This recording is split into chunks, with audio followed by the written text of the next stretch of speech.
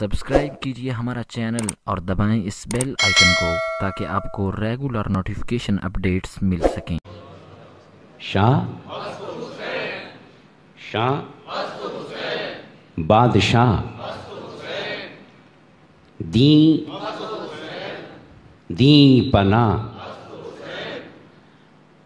सरदाद नदाद दस्त दर हक्का के बिना इला इला।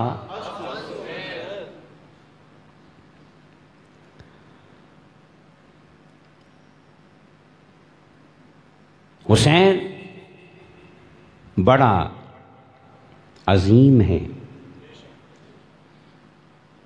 मुनफरिद है, यकता है और क़यामत तक पूरे दीन की पहचान है।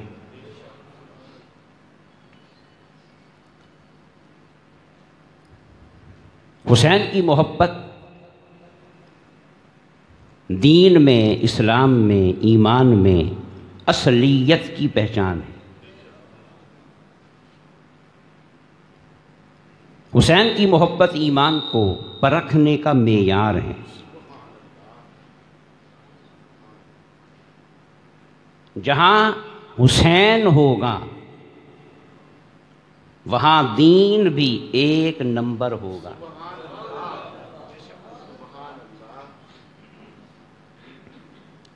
और जहां हुसैन नहीं होगा तो इसमें कोई शक नहीं, वो कलमा भी 2 नंबर, वो नमाज भी, वो सजदा भी, वो मस्जिद व मदरसा भी, वो तिलावत कुरान भी, वो सब कुछ झूठ है, दगा है, फरेब है, धोखा है और दीन के नाम पे दीन से गद्दारी है।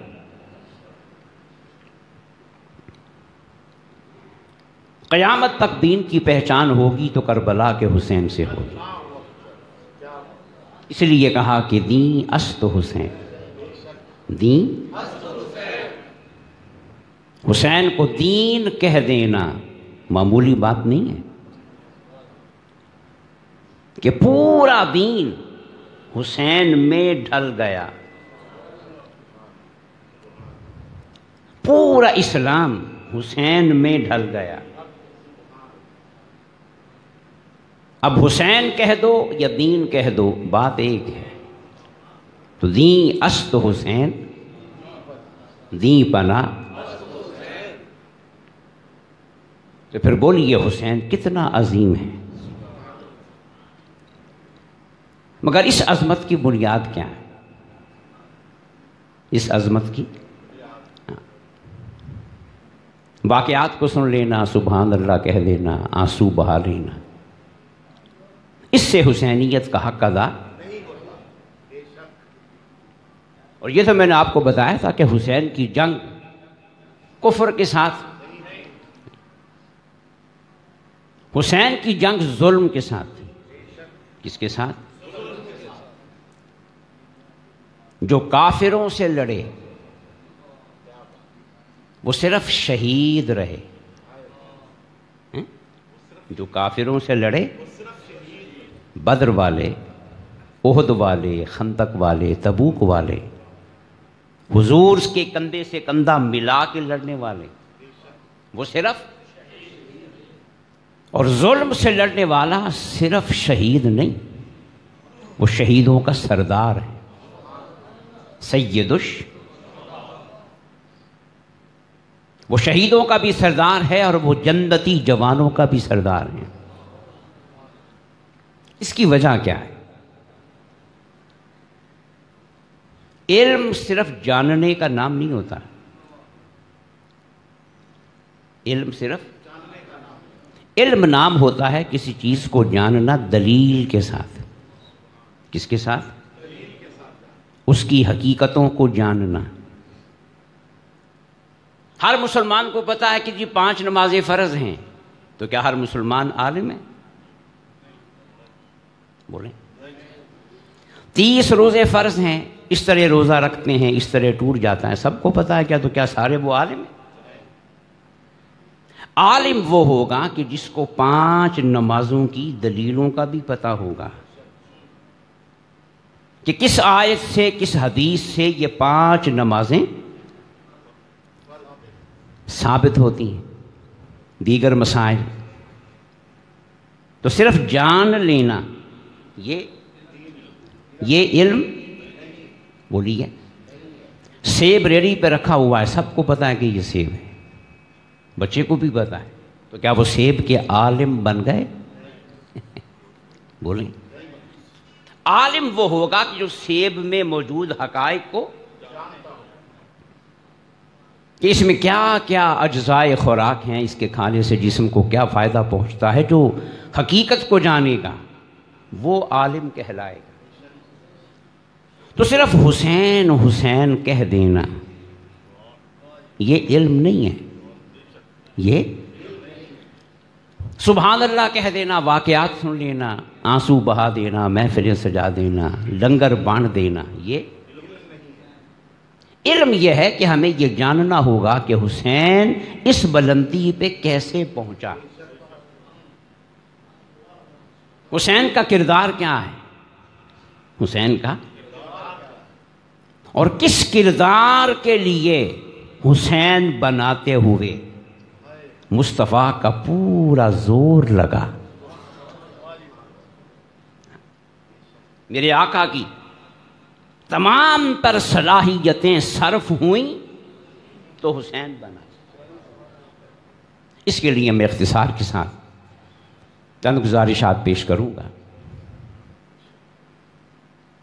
قیامت تک، پہلے بھی عرض کیا تھا ایک دفعہ، شاید یاد ہو، بدر میں، احد میں، خندق میں، تبوک میں جب کافروں نے مار کھا لی، کیا؟ اور کافروں کو شکست ہو گئی، کافروں کو، تو قرآن نے کہا جب آخری آیت اتری کہ الیوم یئس الذین کفروا من دینکم، مولا فرماتا ہے ایمان والو مبارک ہو، آج کافر تم سے مایوس ہو گئے۔ گل سمجھ آئی؟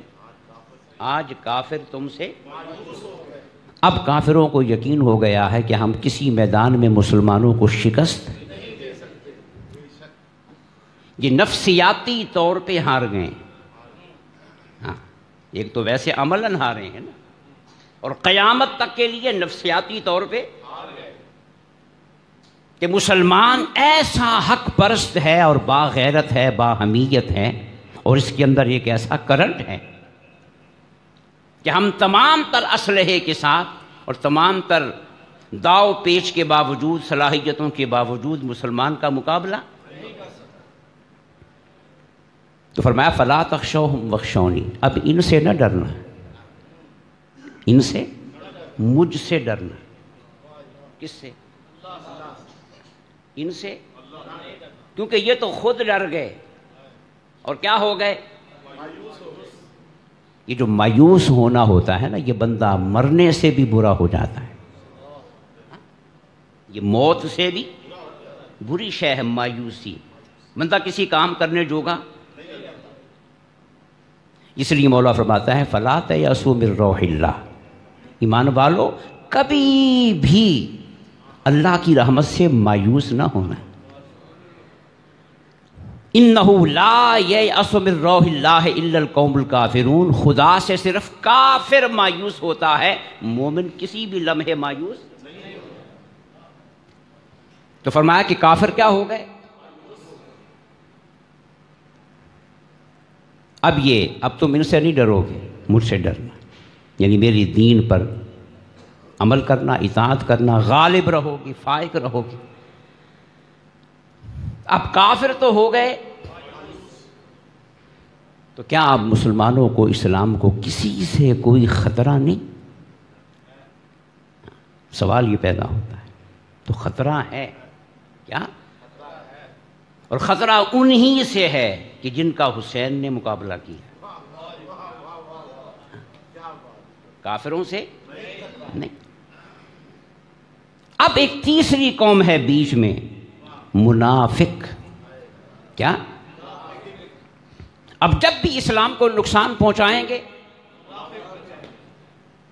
کافر سامنے نہیں آئے گا. اس نے ایسی مار کھا لی ہے، اسے بدر والی مار کبھی نہیں بھولے گی.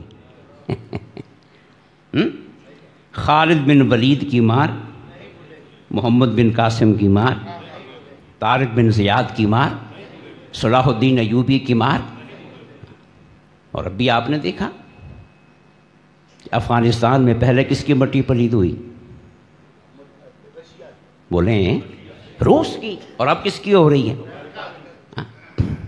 نزلہ ہم پہ گر رہا ہے، مگر وہ خود شکست کھا گئے اور الزام پاکستان کو دے رہے ہیں. بہرحال تو قرآن نے کہا کہ کافر تو مایوس ہو گئے، لیکن اب تمہارے اندر چھپا ہوا دشمن ہے. اور وہ کون ہے؟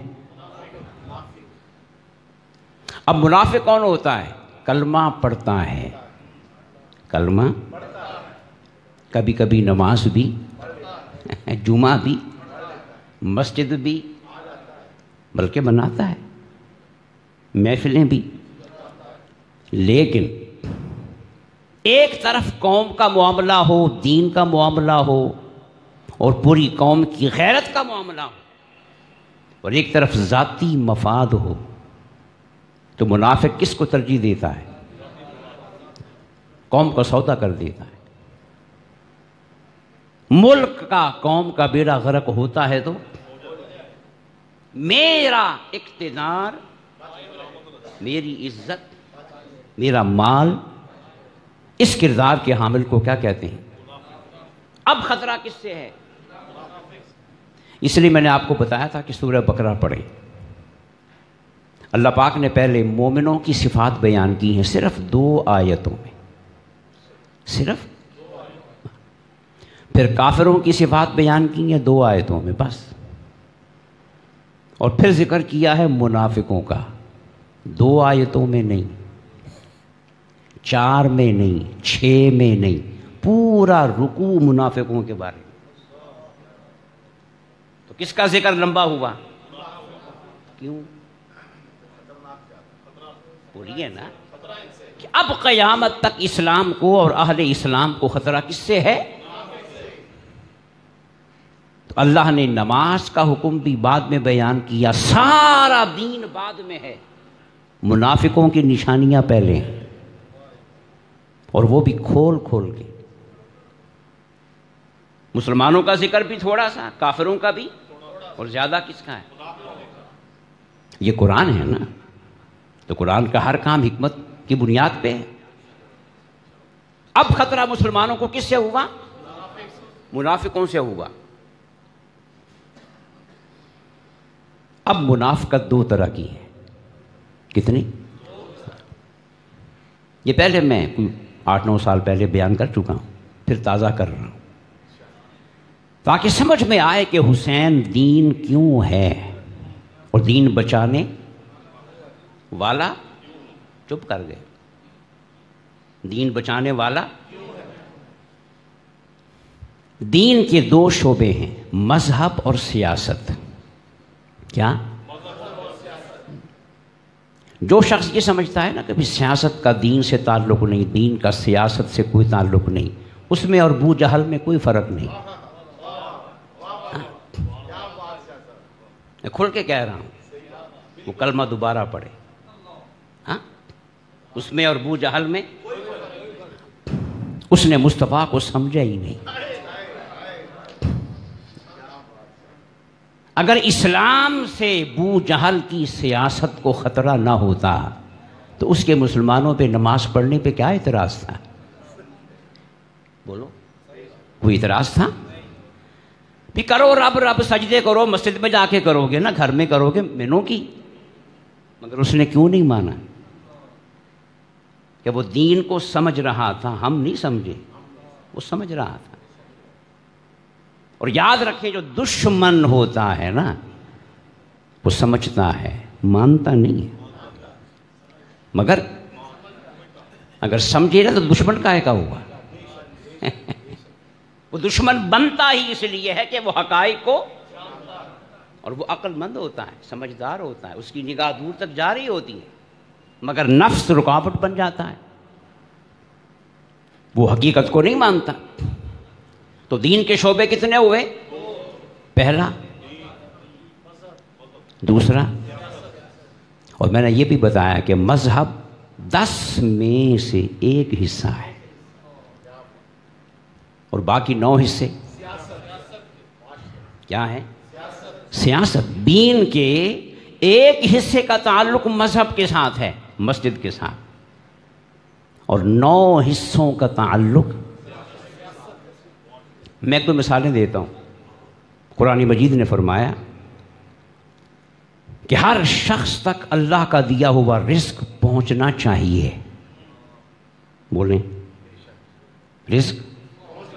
عمر نے کیا کہا تھا کہ دریائے فرات کے کنارے اگر کتا، انسان نہیں، اور دریائے فرات مدینے میں نہیں ہے، مکے میں، عراق میں، مدینہ سے ہزاروں میل کے فاصلے تھے، تو عمر کی نگاہ کہاں تک ذمہ لے رہی ہے؟ عمر کی نگاہ، چلو مدینے میں کہہ دیتے، وہاں وہ چکر لگایا کرتے تھے نا، مکہ کہہ دیتے، نہیں، کہاں تک؟ دریائے فرات کے کنارے کسی جنگل میں بھی، جنگل تھا نا وہ، شہر نہیں، کسی جنگل میں بیابان بھی میں کتا بھوک سے مر گیا تو ذمہ دار؟ تو قرآن کیا کہتا ہے؟ وَمَا مِن دَابَّةٍ فِي الْأَرْضِ إِلَّا عَلَى اللَّهِ رِزْقُهَا۔ ہر شخص کا رزق اللہ کے ذمے ہے، کُلٌّ فِي کتاب مبین، اور نظام سارا میں نے قرآن میں دے دیا ہے، اس پہ عمل کرو گے تو کوئی شخص بھوکا، محروم۔ اب مجھے بتائیں کہ ہر شخص تک رزق پہنچانا پیدا کس نے کیا؟ مگر پہنچانا ہم نے، پہنچانا، کیونکہ انسان گنے چوپن واسطے پیدا نہیں ہوا، خلیفہ کیا بنایا؟ اور خلیفہ وہ ہوتا ہے جس کو حاکم اپنی ذمہ داریوں میں شریک کرتا ہے، نہیں سمجھے؟ کیوں بھائی؟ جو وزیر ہوتے ہیں یہ صدر یا وزیر اعظم کی کابینہ میں ہوتے ہیں، تو کیا یہ صرف بیٹھنے کے لیے ہوتے ہیں؟ وزیر اعظم کی ذمہ داریوں میں ہاتھ بٹانے والے ہوتے ہیں، خلیفہ۔ فرمایا کہ میں نے انسان کو کیا بنایا؟ نائب بنایا ہے، تو اس لیے تو میری جو ربوبیت کی ذمہ داریاں ہیں نا ان میں شریک ہے، ان میں۔ اس لیے بچے کو پالنے کے لیے ماں کو پیار دیا کہ نہیں دیا؟ کیونکہ وہ شریک ہے، وہ کیا ہے؟ اور پھر کہا کہ اسی ماں کے قدموں کے نیچے جنت ہے، اللہ حاضر قیاس۔ تو انسان کیا ہے؟ خدا کا۔ تو خلیفہ کس لیے؟ کہ اس کی، بولو نا، اس لیے عمر نے کہا، حالانکہ رازق تو اللہ ہے۔ تو کیا پھر عمر معاذ اللہ مشرک ہو گئے؟ اگر آج کے کچھ مشرک ساز عمر کا یہ جملہ سن لیں کہ کتا بھوک سے مر گیا تو عمر سے پوچھا جائے گا، تو پھر وہ کہیں کہ عمر تم رازق بن گئے، تم تو مشرک بن گئے۔ عمر جانتے تھے کہ جو خلیفہ ہوتا ہے وہ خدا کی ذمہ داریوں میں، بولو، باپ بچوں کو پال رہا ہے، اصل پالنے والا کون ہے؟ مگر باپ کو اللہ نے اپنے کام میں اپنی ذمہ دار لی ہے۔ علم دینے والا اللہ ہے، مگر استاذ کو اس میں شریک بنایا، اس میں، ہاں، تو خلیفہ ہوتا ہی اس لیے۔ تو اب بتائیے کہ ہر شخص تک رزق پہنچانا، پیدا کرنا اس کے ذمے تھا، اس نے کر دیا۔ بولیں، کیا آج بھی معاشی ماہرین کہہ نہیں رہے کہ دنیا میں اتنی دولت ہے کہ اگر اس کو تقسیم کر دیا جائے تو بھوکا ہونا تو بعد کی بات ہے، کوئی غریب بھی نہیں رہے گا؟ یہ غیر مسلم جو معاشی ماہرین ہیں وہ کہہ رہے ہیں، مگر نظام رکاوٹ ہے جس کو بندوں نے چلانا ہے۔ کس نے؟ اسلام نے کہا کہ ہر شخص تک رزق پہنچے، تو اب مجھے بتائیے کہ معاشرے کے ہر شخص تک رزق پہنچانا مذہب کا کام ہے یا سیاست کا؟ بولیں، یہ مولوی صاحب ممبر پہ بیٹھ کے پہنچائیں گے؟ یا مولوی صاحب کی حدیث پڑھ دینے سے، آیت پڑھ دینے سے، یا واقعہ سنا دینے سے، یا اونچے اونچے نعرے لگوا دینے سے ہر شخص تک رزق پہنچ جائے گا؟ تو کس کے ذمہ ہوا پھر؟ مذہب کے کہ سیاست کے؟ اسلام نے کہا کہ چور کے ہاتھ کاٹو. کیا؟ تو مولوی صاحب کاٹیں گے؟ کون کاٹے گا؟ حاکم یا اس کا نمائندہ؟ تو یہ چور کے ہاتھ کاٹنا اور معاشرے کو چوروں سے بچانا مذہب کے ذمہ ہوا کہ سیاست کے؟ تو پر کیسے کہتے ہو کہ دین کا سیاست سے تعلق نہیں؟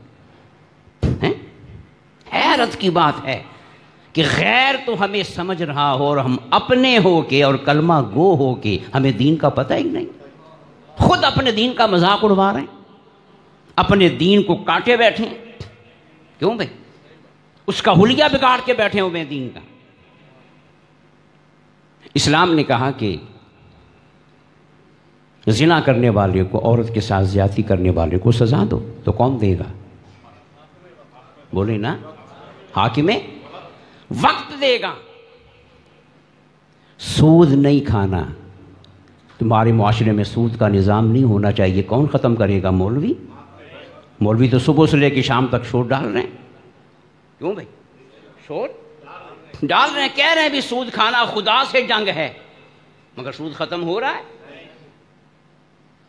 تو پھر کیسے ختم ہوگا؟ اس طرح بہت ساری چیزیں ہیں. بلکہ میں نے یہاں تک آپ کو بتایا تھا کہ جمعے کی نماز یہ مولوی کا حق نہیں ہے. جمعے کی نماز پڑھانا یہ محدث کا، مفسر کا، قاری کا، حافظ کا حق. آج بھی 1400 سال ہو گئے، آج بھی لکھا جا رہا ہے اور پڑھا اور پڑھایا جا رہا ہے کہ جمعے کی نماز حاکم وقت یا اس کا نمائندہ پڑھائے گا. کون؟ تو میرے بھائی سیاست کے بغیر تو ہمارا جمعہ ہی نہیں ہوتا.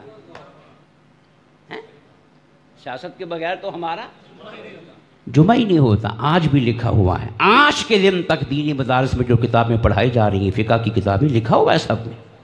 اور آپ کو پتہ ہے یہ 9 محرم کو تشریف لائے تھے مفتی شوکت سیالوی صاحب. انہوں نے ایک بات بتائی تھی، بڑی خوبصورت بات، کہ جب حضرت امام حسن کا وصال ہوا. کون؟ تو مدینہ کے گورنر تھا مروان بن عبد الملک. کیا؟ یہ مدینہ کا، اور یہ اہل بیت کا گستاخ تھا، یزید کی طرف سے تھا نا. تو امام حسن سے بھی وہ منہ مارتا تھا. پھر بعد میں امام حسین پہ بھی اس نے ہی مشقتیں کی. اب یہ مدینے کا کیا ہے؟ حضرت امام حسن فوت ہوئے، جنازہ تیار ہوا تو پہلی صف میں امام حسن بھی ہیں، حضرت ابو ہریرہ بھی ہیں، جو حدیث کے سب سے بڑے راوی ہیں. حدیث کے اب گورنر بھی آ گیا. کیا؟ اب مجھے بتائیں، امام حسین سے بڑا بھی کوئی ولی، کوئی صاحب روحانیت ہوگا؟ حضرت ابو ہریرہ سے بڑا کوئی ہوگا؟ بولو. امام حسین کو پتا ہے کہ یہ میرے بھائی کا گستاخ ہے، کیا ہے، اور یہ ہمارا احترام کرنے والا. اس کے باوجود امام حسن نے گورنر، چونکہ فقہ کا حکم یہ ہے کہ جنازہ بھی حاکم وقت یا اس کا نمائندہ پڑھائے، اور جمعہ بھی. تو حضرت امام حسن نے مروان بن عبد الملک کا ہاتھ پکڑا اور اسے آگے کیا. کہا کہ ہمارا اختلاف اپنی جگہ پہ، لیکن چونکہ میرے آقا کے دین ہے، میرے آقا کی سنت ہے، میرے آقا کے دین کا حکم ہے کہ جنازہ کون پڑھائے، تو میں آپ کو اجازت دیتا ہوں کہ آپ میرے بھائی کا جنازہ پڑھائیں. یہ اسلام ہے. امام حسین کے ہوتے ہوئے اور حضرت ابو ہریرہ، اور صحابی تو ہر صحابی اللہ کا ولی ہے. ان کے ہوتے ہوئے جنازہ کس نے پڑھایا؟ گورنر مدینہ نے، گورنر وقت نے، حاکم ہے، کیونکہ یہی اسلام کا. تو پھر بولیے سیاست کے بغیر ہیں؟ ہمارا تو جمعہ ہی نہیں ہوتا. اس لیے بعض عام لوگ نے، اللہ والے، وہ آج بھی جمعہ بھی پڑھتے ہیں اور جمعہ کے بعد ظہر کی نماز بھی پڑھتے ہیں. وہ کہتے ہیں چونکہ جمعے کی شرط پوری نہیں ہو رہی، جمعے کی تو ہو سکتا ہے جمعہ پورا، تو احتیاطاً ہم جمعے کے بعد، یہ عوام کے لیے نہیں، یہ خواص کے لیے، ہم جیسے بھی ہیں پڑھ رہے ہیں جمعہ. کیوں بھائی؟ مگر جمعے کی برکتوں سے تو محروم ہے نا. بولیں جمعے کی برکتوں سے. تو کیا بات سمجھ میں آئی کہ اس دین میں کتنی چیزیں ہیں؟ ایک اور دوسرا سیاست. مذہب صرف اور 9 حصے یاد رکھنا. جہالت پہ اڑنا نہیں چاہیے، جہالت کو دور کرنا چاہیے. کیوں بھائی؟ ہاں یہ نہیں کہ سانوں شے چنگی نہیں لگتی اسی مننی نہیں. مسئلہ ہمارے چنگے لگنے کا نہیں، مسئلہ حقیقت کا ہے کہ حقیقت کیا ہے، حق کیا ہے اور دین کیا ہے. اگر میں آپ سے، اب چونکہ ٹائم پورا ہو رہا ہے، باقی باتیں اگلے جمعے انشاءاللہ، میں آپ سے پوچھ لیتا ہوں، اگر اسلام صرف مذہب ہوتا، انہیں گل دس دیں، اگر اسلام صرف، تو آج پاکستان میں مذہب تھوڑا ہے؟ بولیں. جس محلے میں ایک مسجد بننا تھی نا، وہاں 3 بنی ہوئی ہیں. بولیں آج اگر عمر آ جائے نا آج، تو سب سے پہلے عمر کے مخالف مولوی ہوں گے. ہاں عمر کے دور میں ہر مسجد میں جمعہ نہیں تھا. عمر نے فرمایا کہ چھوٹی مسجدوں میں صرف نمازیں ہوں گی، جمعہ بڑی مسجد میں ہوگا، تاکہ سارے مسلمان اکٹھے ہوں اور اسلام کی شوکت ہو. وہ عمر اگر ہونا آ جائے کہ جس سے ہر مولوی جمعہ بھی اپنا لے کے بیٹھا تھے، عید بھی، تو پھر بات سمجھے نا، آوے کا آوہ بھی بگڑا ہوا ہے. تو آج پاکستان میں مسجدوں کی کمی، مدرسے بے شمار، نمازیں، روزے، رمضان، پھر میلاد، پھر 11ویں، ہر مسلک اپنا اپنا کام خوب کر رہا ہے. کیوں بھائی؟ تو پھر اس کے اثرات کیوں نہیں آ رہے؟ سوال یہ ہوتا ہے. اگر اسلام صرف مذہب ہوتا تو اتنا مذہب ہونے سے معاشرے میں سچ ہونا چاہیے تھا، ایمانداری، عدل و انصاف. کل ایک خاتون ہسپتال کے باہر اس نے بچے کو جنم دیا اور آج پھر خبر آئی ہوئی ہے. بڑے شہروں کا یہ حال ہے، اتنی بے غیرتی، اتنی بے حمیتی. ایسی خاتون پہ تو دشمن کو بھی رحم آ جاتا ہے. بولیں نا، ایسی عورت پہ تو دشمن کو بھی رحم آ جاتا ہے. اور یہاں ڈاکٹروں کو رحم نہیں آ رہا، سرکاری تنخواہوں پہ پلنے والوں کو رحم نہیں آ رہا. تو کہاں گئی نمازیں؟ بتاؤ نا. کہاں گیا مذہب؟ کہاں گئی 11ویں؟ کہاں گیا عرس؟ کہاں گئی بڑی بڑی درودوں کی محفلیں؟ بتاؤ نا. تو پھر بتاؤ اسلام صرف مذہب ہے؟ بولیں نہیں. اسلام صرف مذہب، اسلام یہ بھی ہے. میرے آقا نے فرمایا اگر میرے کسی مسلمان امتی نے کسی کافر پہ ظلم کیا، کسی، آج کا جو ماحول بنا ہوا ہے نا ہمارا، اس میں شاید یہ ہمیں حدیث بڑی عجیب لگے، پر یہ حدیث ہے، یہ اسلام ہے. حضور نے کیا فرمایا کہ اگر میرے کسی امتی نے کسی کافر کے ساتھ زیادتی کی، ظلم کیا، اس کا حق مارا، ہاں رکھ لو اس کا، تو جملہ سن لو، آقا فرماتے ہیں میں قیامت کے دن کافر کے ساتھ کھڑا ہوں گا، حالانکہ اس کافر نے جانا کہاں ہے، اس کے لیے شفاعت بھی، کیونکہ ایمان پہ مرا ہی نہیں، اس کے لیے تو شفاعت بھی، مگر اس کے باوجود آقا ہمیں دین سمجھا رہے ہیں۔ آقا فرماتے ہیں کہ میں قیامت کے دن مسلمان کے ساتھ نہیں ہوں گا، کس کے ساتھ ہوں گا؟ اور یہاں کتنی زیادتیاں ہو رہی ہیں، کتنے ظلم ہو رہے ہیں، انسانیت بے بس ہے، انسانیت کی توہین ہو رہی ہے، پھر ہم نمازیں بھی پڑھ رہے ہیں، تو بولو پھر کہو گے کہ دین صرف مذہب ہے؟ بولو، میں نے کیا جملہ کہا کہ جو شخص صرف مذہب کو دین سمجھتا ہے اس میں اور بو جہل میں کوئی فرق نہیں۔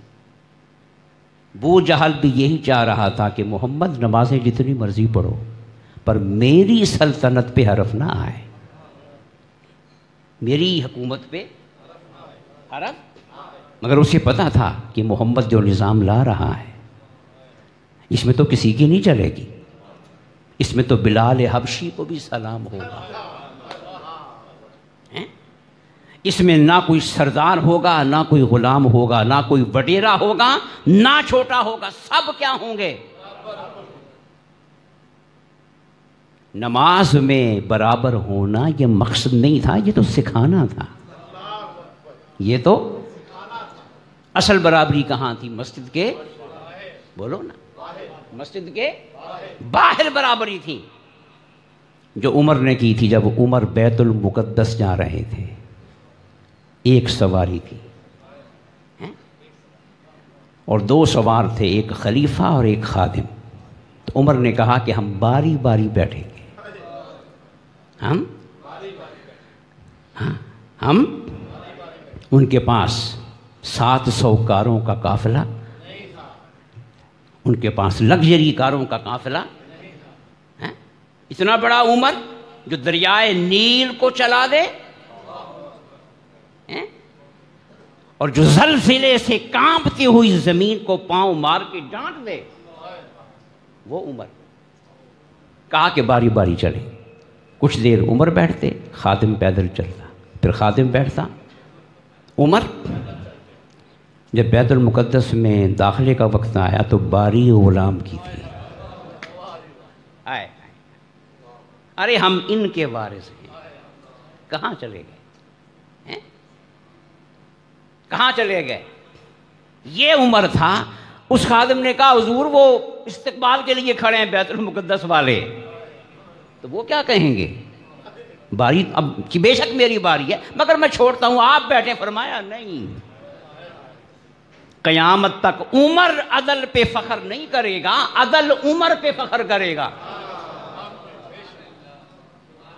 اور جب بیت المقدس والوں نے دیکھا نا کہ جس عمر کے نام سے بڑے بڑے بادشاہ کانپ جاتے ہیں وہ پیدل، اور خادم، تو وہ آنکھیں مل مل کے دوبارہ دیکھیں بھی یہ کیا ہے، کہ خواب تو نہیں دیکھ رہے ہیں؟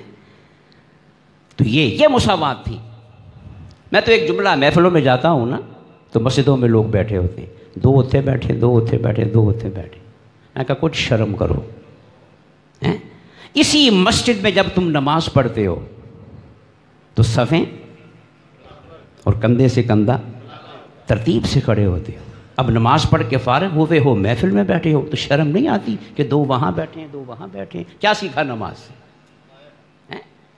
اصل تو یہ تھا کہ نماز کی ترتیب پوری زندگی میں ترتیب لے آئے، اور نماز کا ڈسپلن پوری زندگی میں نظم لے آئے، تو پھر بولیں ہم جاہل ہیں کہ نہیں؟ بولو نا۔ دنیا کا سب سے بہترین مذہب سب سے گندی قوم کے پاس آ گیا، غصہ تو نہیں آیا؟ بولیں جو اسلام کو نہیں مانتے وہ بھی مان رہے ہیں، عقیدہ ان کا نہیں ہے، عمل کر رہے ہیں، اور جو اسلام کو مانتے ہیں، ہم نے اسلام کو ویسے ہی کس میں بند کر دیا؟ مذہب میں۔ یہی وجہ ہوئی کہ ہم مسجد میں پھر کچھ اور ہوتے ہیں اور باہر بس یہاں تک میں نے بات کر دی ہے. کیا بات کی ہے؟ سوال یہ تھا کہ حسین اتنا عظیم کیسے ہوا کہ شاہ بادشاہ دین پناہ اتنا بڑا حسین کیسے بن گیا کہ پورا دین، اونچا بولو، پورا دین. کیوں؟ یہ مفت میں حسین کو شان نہیں ملی. میں نے کہا تھا نا، حسین اس لیے حسین نہیں ہے کہ وہ پیر زادہ ہے. ہم تو صاحبزادوں کی پوجا کرنے والے ہیں نا. کیوں بھائی؟ پیر زادوں کو سلام کرنے والے ہیں، اس میں صلاحیت ہے یا نہیں؟ نہیں. صلاحیت کا بیڑا غرق کر رہے ہیں. تو حسین اس لیے بلند نہیں کہ وہ نواب زادہ ہے، پیر زادہ ہے، صاحب زادہ ہے، یا نبی کا نواسا ہے. نواسے تو اور بھی ہیں، نہیں؟ کتابوں میں نام لکھے ہوئے ہیں، سب کو سلام کرتے ہیں، مگر ان میں کوئی حسین نہیں ہے. حسین اگر حسین بنا ہے تو خدا کی قسم میرٹ پہ آ کے بنا ہے. حسین نے محنت کی، حسین نے محنت کو کمال پہ پہنچایا، پھر محنت نے حسین کو اوج پہ پہنچایا. اب قیامت تک حسین حسین ہوتا رہے گا. تو سوال یہی تھا کہ حسین اتنا عظیم کیوں ہوا؟ تو میں نے کہا کہ اب قیامت تک مسلمانوں کو، اسلام کو کفر سے خطرہ، کس سے خطرہ ہے؟ منافقوں سے. اب دین کے دو شعبے ہیں، مذہب اور، تو منافقت بھی دونوں شعبوں میں ہے. مذہب میں بھی منافقت، اور اگلی گل پھر اگلے جمعے انشاءاللہ. آئندہ جمعے چونکہ دن چھوٹا ہو رہا ہے تو آئندہ جمعے انشاءاللہ 2:15 16 17 پہ خطاب ختم ہو جائے گا، اور ٹھیک 2:30 بجے